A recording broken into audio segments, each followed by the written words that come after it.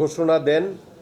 এই ঘোষণার পরে দেশের সার্বিক অবস্থার বিবেচনায় এবং সরকার যখন দেশে নির্বাচনের ঘোষণা করেন তখন বিএনপির সাথে বিভিন্ন পর্যায়ে আমাদের সভা সমিতি বৈঠক হয়।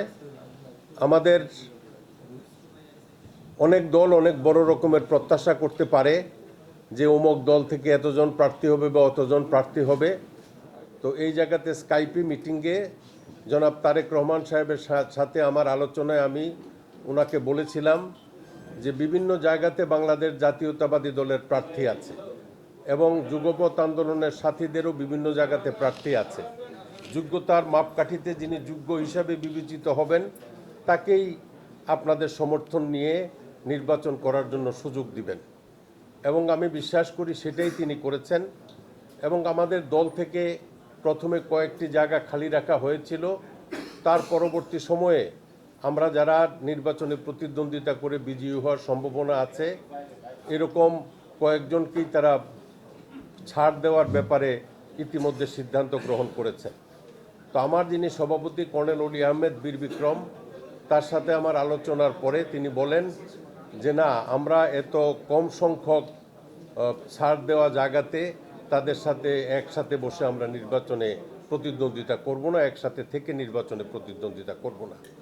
তো আমি তার সাথে দ্বিমত প্রকাশ করেছি যে আমরা যুগপৎ আন্দোলনে ছিলাম এবং যারা যেখানে যোগ্য প্রার্থী আছে সেই বিবেচনায় তারা আমাদেরকে ছাড় দিবে, তার সাথে আমি একমত। কিন্তু তিনি আমার সাথে একমত পোষণ করেন নাই। তো এই দলের সিংহভাগ স্থায়ী কমিটির প্রেসিডিয়াম সদস্য এবং বাংলাদেশের বিভিন্ন জায়গার নেতাকর্মীরা তারা আমার সাথে একমত পোষণ করেছেন, কিন্তু কর্নেল অলি আহমেদ সাহেব একমত পোষণ করেন নাই। এবং একমত পোষণ না করে তিনি আজকে একটি প্রেস কনফারেন্স ডেকেছেন পার্টি অফিসে, আর অন্যদিকে বিএনপি অফিস থেকে আমাকে এই জায়গাতে আসার জন্য তারা আমন্ত্রণ জানিয়েছেন। আমাদের দলের আরও দু একজনকেও আমন্ত্রণ জানিয়েছিলেন, একজনকে আমন্ত্রণ জানিয়েছিলেন, সেটা হলো কর্নেল অলি আহমেদের ছেলে।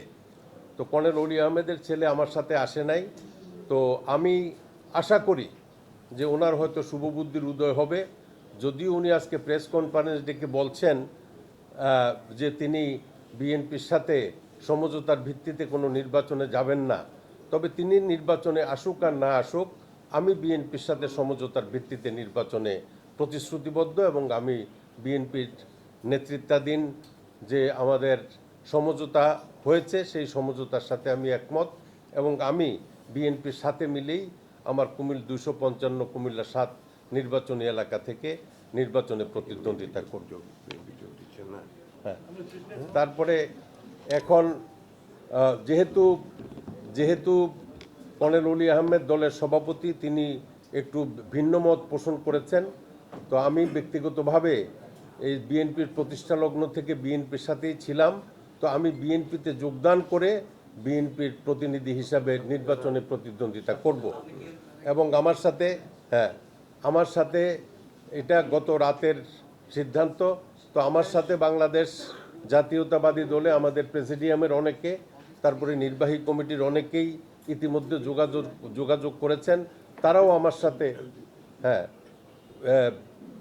আমার সাথে যোগাযোগ করেছেন যে লিবারেল ডেমোক্রেটিক পার্টির কোনো নির্বাহী কমিটির সিদ্ধান্ত ছাড়া কর্নেল অলি সাহেব বিএনপির সাথে ডিসঅ্যাসোসিয়েট করার যে সিদ্ধান্ত নিয়েছেন, এই সিদ্ধান্তের সাথে এলডিপির প্রেসিডিয়ামের অনেকেই তার সিদ্ধান্তের সাথে একমত নন এবং আমি তাদের সাথে আলোচনা করে বিএনপিতে যোগদান করার ব্যাপারে সিদ্ধান্ত নিয়েছি।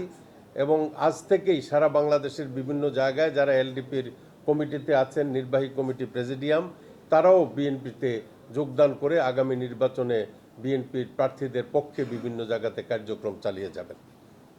আমিও ব্যক্তিগতভাবে বিএনপিতে যোগদান করার সিদ্ধান্ত নিয়েছি বিএনপির প্রার্থী হিসাবে নির্বাচন। জি, আমি পদত্যাগপত্র পাঠিয়ে দিয়েছি কর্নেল অলিকে। আমরা বিএনপির পক্ষ থেকে